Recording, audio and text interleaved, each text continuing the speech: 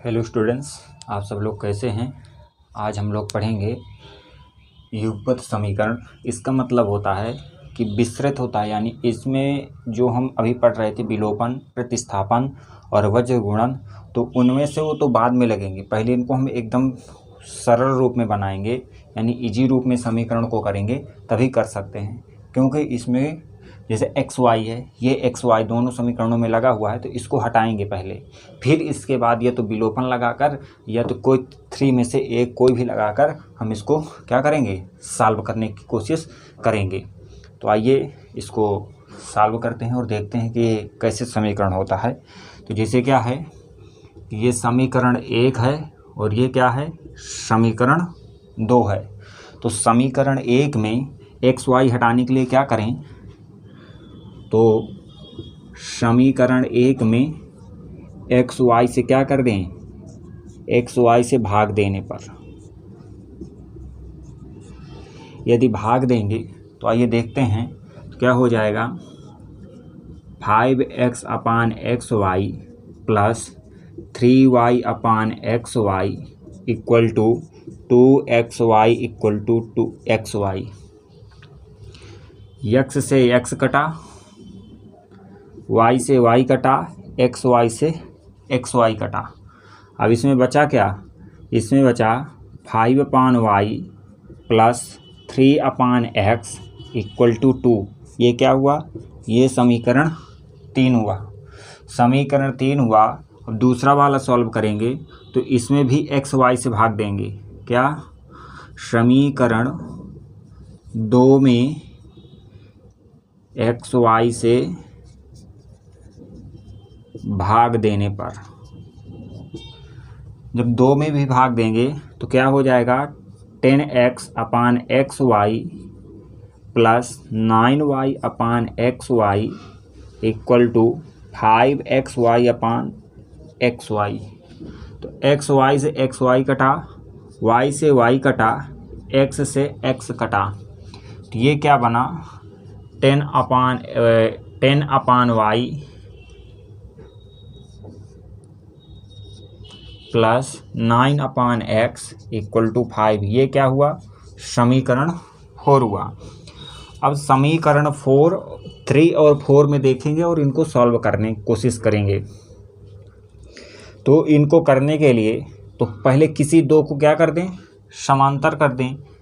तो जब समांतर करेंगे इनको दोनों को तो क्या करें, समांतर करने के लिए इसमें या तो 2 से भाग, ऊपर 2 से गुणा कर दें और नीचे 1 से गुणा कर दें। यदि ऊपर 2 से गुणा कर देंगे और नीचे 1 से कर देंगे तो क्या आ जाएगा, ये आ जाएगा 10y प्लस 6x प्लस 4, और इसमें 1 से करेंगे तो हो जाएगा 10y plus 9x plus equal to 5। अब इनको क्या कर दें, दोनों को घटा दें।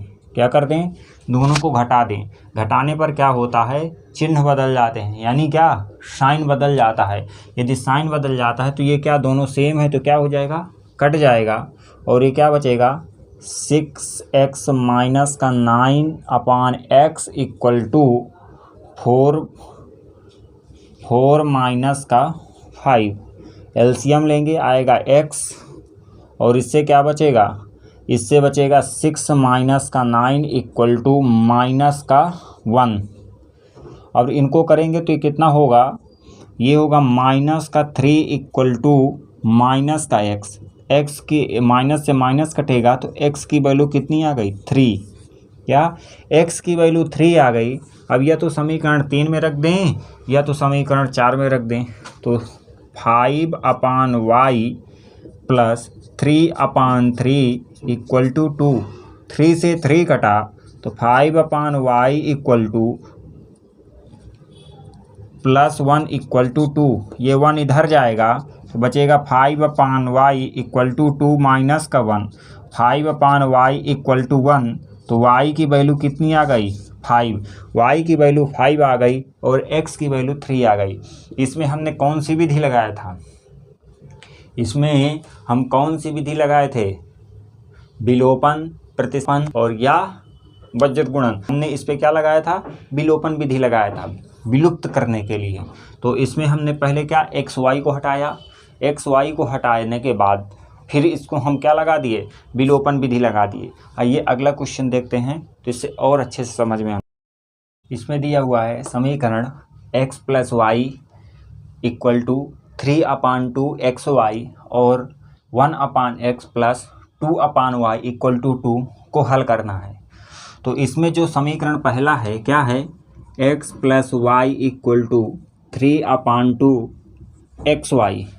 जो ये समीकरण है तो इसको क्या करेंगे, पहले इसको एक्स वाई इसका हटाएंगे, क्या करेंगे, एक्स वाई इसको हटाएंगे।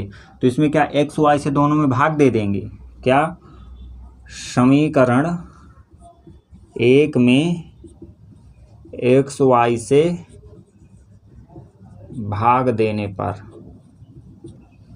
जब भाग देंगे तो क्या बचेगा, x upon x y plus y upon x y equal to 3/2 x y upon x y. ये क्या, एक्स वाई कटा, y से y कटा और x से x कटा, क्या बचेगा 1/y plus 1/x equal to कितना हो जाएगा 3/2। ये क्या हुआ, ये समीकरण थर्ड हुआ। और समीकरण दूसरा दिए ही है, एक समीकरण तो दिए ही है ना, इसमें क्या दिया है 1/x plus 2/y equal to 2। ये क्या समीकरण 2 दिए हुए हैं, ये समीकरण 1 था तो इससे क्या समीकरण 3 बना लिए। अब 2 और 3 को हल करेंगे, क्या 2 और 3 को हल करेंगे तो इनको क्या लिखें 1/x Y plus 2/y equal to 2 और ये क्या है 1/y plus 1/x equal to 3/2। अब इनमें देखो ये 1/x और नीचे क्या है दूसरे वाले में 1/x दोनों सेम है, इसमें मल्टीप्लाई नहीं करना पड़ेगा और क्या लगा दें, विलोपन विधि लगा दें। विलोपन विधि में क्या होता है, चिन्ह बदल जाते हैं, साइन बदलता है, दोनों को घटा दें तो दोनों को घटाएंगे तो 1/x और 1/x दोनों कैंसिल हो जाएगा तो बचेगा क्या 2/y minus 1/y equal to 2 minus का 3/2। जब y एलसीएम लेंगे तो क्या होगा 2 माइनस का 1 इक्वल टू इधर 2 एलसीएम आएगा, कितना आएगा 2 एलसीएम आएगा 4 माइनस का 3 1/y इक्वल टू 1/2। तो y की वैल्यू कितनी आ गई 2।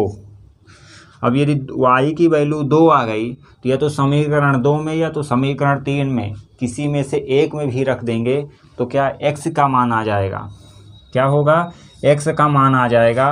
तो इसमें रखने के लिए क्या करें, समीकरण 2 में एक y का मान रखेंगे तो 1/x plus 2/2 plus equal to 2 है, 2 से 2 कटा तो 1/x इक्वल टू 2 माइनस का 1 इधर पंचांतर होगा और ये क्या 1/x इक्वल टू 1। तो x की वैल्यू कितनी आ गई 1, यानी x की वैल्यू 1 आ गई और y की वैल्यू कितनी आ गई 2 आ गई।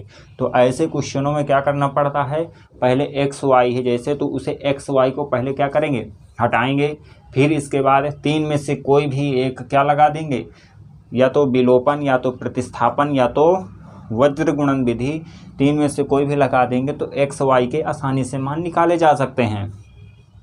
इनमें से सबसे सरल यही होता है कि हम विलोपन विधि लगा दें तो इससे जल्दी आता है, क्या आता है जल्दी आता है। अगला क्वेश्चन देखते हैं, दिया हुआ है 2/x plus 3/y equal to 13, 5/x minus 4/y equal to -2। अब इसको हम विलोपन से न करके क्या करेंगे, इसको प्रतिस्थापन से करेंगे या फिर दोनों से करेंगे। तो पहले क्या है, यदि हमको प्रतिस्थापन विधि से करना है तो हम क्या करें 1/x को क्या मान लें p/y क्या मान लें q, 1/x p और 1/y को क्या मान लें q। अब इसको क्या करेंगे, इसको जो समीकरण है इसको p और q के रूप में लिख लेंगे तो क्या हो जाएगा 2p plus 3q equal to 13। ये क्या आया, ये समीकरण 1 आया। दूसरे वाले समीकरण को भी इसी रूप में लिख लेंगे तो क्या आ जाएगा 5p माइनस का 4q इक्वल टू माइनस का 2। ये क्या आया, ये आया समीकरण 2। अब इसे प्रतिस्थापन लगाना है। तो प्रतिस्थापन का मतलब होता है कि उसमें किसी एक के रूप में लाना और दूसरे समीकरण में रख देंगे तो क्या आ जाएगी, वैल्यू आ जाएगी। तो हम जैसे इसको क्या करें, इसको जैसे पहले समीकरण 1 को करेंगे। समीकरण 1 में क्या है, तो समीकरण 1 में यदि 2p इक्वल टू 13 माइनस का 3q, ये 3q इधर पक्षांतर होगा तो p की वैल्यू कितनी आ जाएगी, 13 माइनस का 3q अपान का 2। ये क्या आ जाएगा, ये p की। अब p का जो मान आया है उसे समीकरण 2 में रख दें तो इसको क्या होगा, समीकरण 2 में क्या रखेंगे, 5 इक्वल टू 13 माइनस का 3q अपान 2 माइनस का 4q इक्वल टू माइनस का 2। 5 का क्या कर दें, 5 के अंदर मल्टीप्लाई करेंगे तो 65 माइनस का 15q अपान 2 माइनस का 4q इक्वल टू माइनस का 2। इसमें क्या करते हैं, एलसीएम ले लेंगे तो एलसीएम लेने पर क्या बनेगा, 2 एलसीएम आएगा तो 15q माइनस का 8q इक्वल टू माइनस का 2। अब इसको सॉल्व करेंगे तो कितना बनेगा, ये हो जाएगा 65 माइनस का 23q इक्वल माइनस 4, कितना आएगा, माइनस का 4। तो माइनस का 4 ये इधर हो गया तो माइनस का 30 क्यूब इक्वल टू माइनस का 4 माइनस का 65, ये इधर आ जाएगा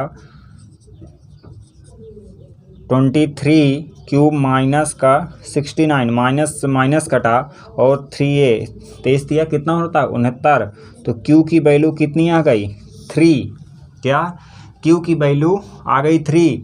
अब जब q की वैल्यू 3 आ गई तो हम क्या समीकरण 1 में रख दें q का मान, तो हमें p का मान भी आ जाएगा।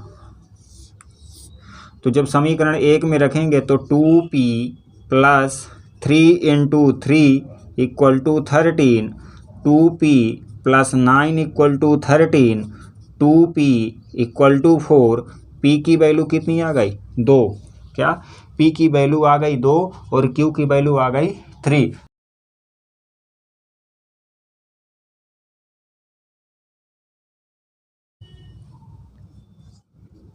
p की वैल्यू आ गई 2 और q की वैल्यू कितनी आ गई, 3।